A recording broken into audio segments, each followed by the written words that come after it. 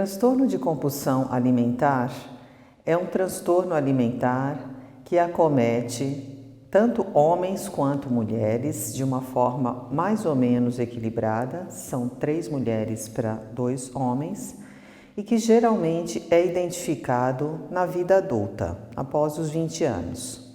No entanto, esse transtorno pode se iniciar na adolescência ou até mesmo na infância.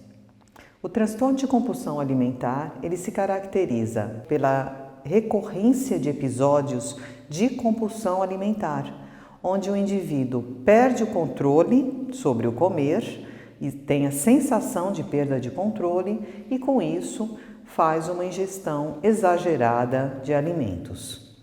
Esses indivíduos, eles apresentam um padrão alimentar bastante irregular.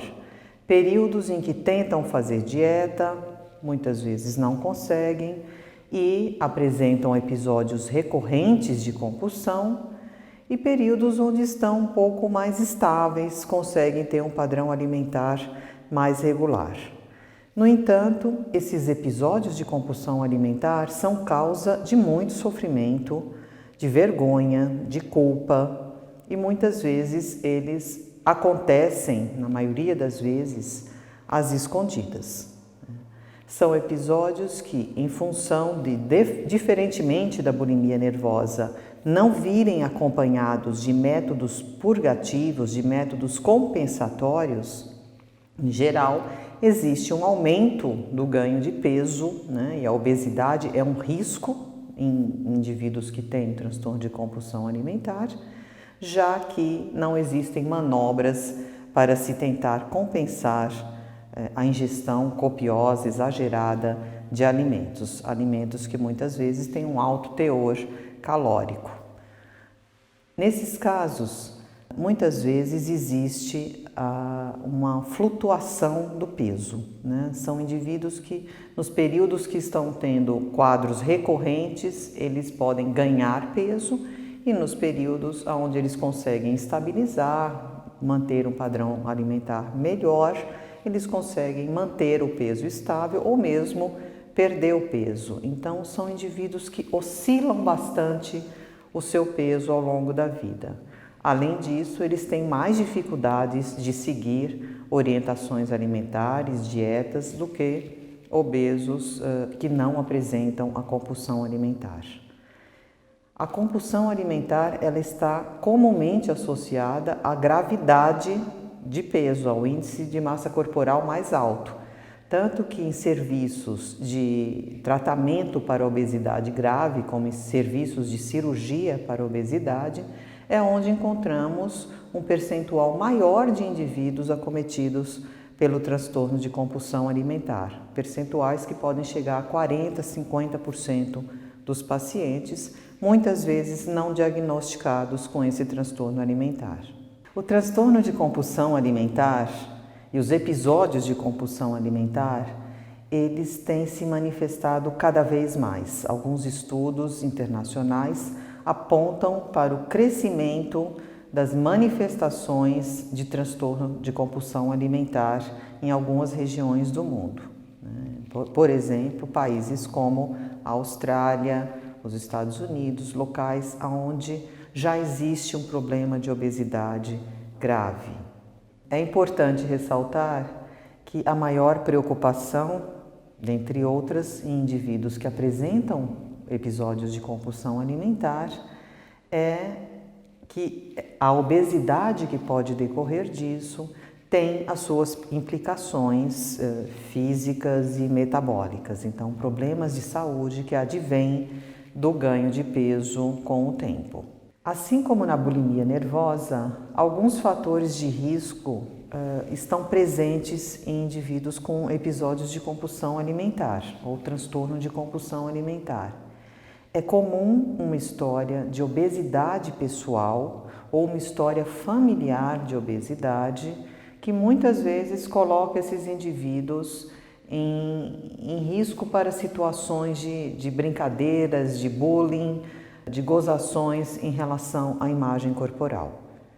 Indivíduos com episódios de compulsão alimentar também podem ter história familiar psiquiátrica de transtornos afetivos, transtornos ansiosos, assim como dependência de substâncias. É comum também a associação do transtorno de compulsão alimentar com outros transtornos de impulsos ou mesmo abuso de substâncias e de álcool. Assim como na bulimia, em ambos os casos existe um desconforto com a imagem corporal, porém esse não é um aspecto essencial para o diagnóstico do transtorno de compulsão alimentar.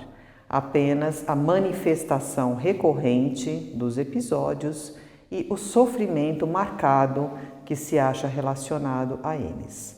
Dentre os fatores de risco, é comum também se encontrar histórico de abuso sexual ou de abuso físico ou psicológico nos antecedentes familiares ou mesmo de vida, né, desses indivíduos.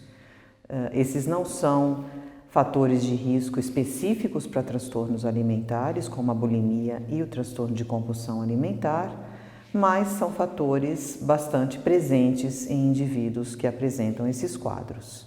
Assim como na bulimia nervosa, no transtorno de compulsão alimentar se utiliza técnicas psicoterápicas voltadas para o controle do comportamento alimentar, o controle do episódio de compulsão alimentar. Então, são técnicas que usam a monitoração da alimentação e que ajudam esses indivíduos a encontrar recursos outros para evitar um comportamento alimentar exagerado, descontrolado. São as técnicas cognitivo-comportamentais. Além destas, que ajudam a controlar esses episódios em cerca de 60% a 70% dos pacientes, e isso não apenas no curto, como também no longo prazo, utilizamos também técnicas que lidam com aspectos de relação interpessoal ou mesmo outros aspectos relacionados à regulação da tensão, do humor, já que episódios de compulsão alimentar se acham muito frequentemente relacionados a estados negativos de sentimentos, dizemos. Por exemplo, sentimentos de tristeza, de ansiedade, de tensão, de expectativa, uma série de sentimentos que podem gerar o desencadeamento de um episódio.